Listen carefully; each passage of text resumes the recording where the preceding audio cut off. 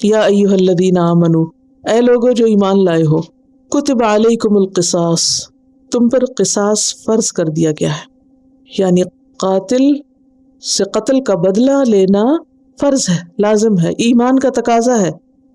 فی القتلى، مقتولوں کے بارے میں، کیوں؟ اس لیے کہ انسانی جان کی ایک حرمت ہے۔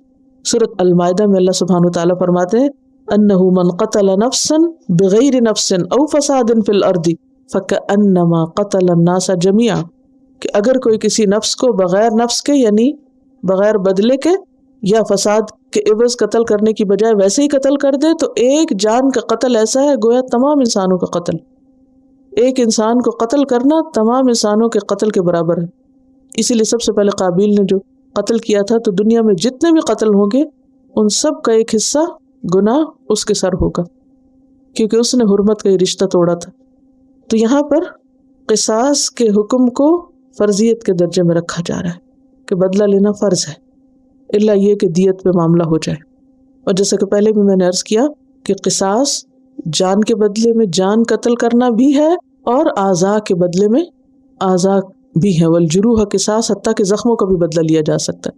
اگر کوئی شخص کسی کو جان بوجھ کے زخمی کرتا ہے تو اس کے بدلے میں اس کو ویسا ہی زخمی کیا جائے گا۔ کوئی کسی کا دانت توڑتا ہے تو بدلے میں اس کا دانت توڑا جائے گا، کوئی کسی کی اور ہڈی توڑتا ہے تو بدلے میں اس کی ہڈی توڑی جائے گی۔ تو یہ قصاص جو ہے یہاں پر سارے جروح وغیرہ باقی اعضاء کی بات نہیں ہو رہی، اس آیت میں صرف بات ہو رہی ہے مقتول کی، مرڈر کے کیس کی، کہ اگر کوئی کسی کو قتل کر دے تو اس کا بدلہ لازم ہے۔ کیسے؟ الحر بالحر، آزاد بدلے آزاد کے۔ اگر کسی آزاد شخص نے کسی آزاد کو قتل کیا ہے تو بدلے میں وہی قاتل ہی پکڑا جائے گا، اسی کو مارا جائے گا۔ عربوں کے ہاں ایک طریقہ یہ تھا کہ اگر کوئی شریف اور کوئی بڑا شخص غلطی کرتا تو بدلے میں کسی غلام کو پکڑ کے دے دیتے، ایسا نہیں کیا جا سکتا۔ اگر آزاد قتل کرے گا تو آزاد ہی مارا جائے گا، خواہ اس کا شرف اور عزت اور علم اور مرتبہ کتنا ہی بڑا کیوں نہ ہو۔ والعبد بالعبد، اور غلام کے بدلے غلام، یعنی اگر غلام نے غلام کو قتل کیا تو بدلے میں وہی غلام مارا جائے گا، آزاد کو نہیں پکڑیں گے۔ کوئی آ کے یہ نہیں کہے گا تمہارا غلام تھا نا لہٰذا میں تمہیں پکڑ رہا ہوں، یہ نہیں ہوگا۔ والانثى بالانثى، اور عورت عورت کے بدلے، یعنی اگر عورت نے قتل کیا ہے تو عورت ہی کو پکڑا جائے گا، اگر مرد نے عورت کو قتل کیا ہے تو مرد اس کے بدلے میں، اور اگر عورت نے عورت کو کیا ہے تو عورت اس کے بدلے میں۔ اصل مراد یہاں یہ ہے کہ جو قاتل ہے، یعنی اگر ان تینوں کو یوں لے لیں، الحر اور العبد اور الانثى کو، کہ قاتل خواہ آزاد ہو یا غلام ہو یا عورت ہو، جو بھی ہو اسی پر سزا لازم ہوگی، کوئی اور کسی کا بوجھ نہیں اٹھائے گا۔ فمن عفی لہ، تو پھر جس کو معاف کر دیا گیا، یعنی قاتل کو، اس کا قتل ساکت کر دیا گیا، یہ مراد ہے۔ معاف کرنے سے مراد کیا ہے؟ کس کو معاف کرنا؟ قاتل کو۔ کیا معافی؟ کہ اسے قتل نہ کیا جائے بدلے میں، بلکہ اس سے دیت لے لی جائے، اس کا معاوضہ لے لیا جائے۔ من اخیہ، اس کے بھائی کی طرف سے، یعنی مقتول کے وارث مراد ہے۔ اخی سے مراد کون ہے؟ وارث، یعنی مقتول کے وارث۔ مثلا ایک شخص مارا گیا، اس کے 5 بیٹے تھے، وہ کیا ہیں؟ اس کے وارث۔ اگر یہ وارث کہتے ہیں کہ ہم جان نہیں لیتے اس شخص کی، وہ ہمیں قتل کا معاوضہ دے دے، یعنی دیت دے دے، دیت مالی معاوضے کو کہتے ہیں، تو ایسا کر سکتے۔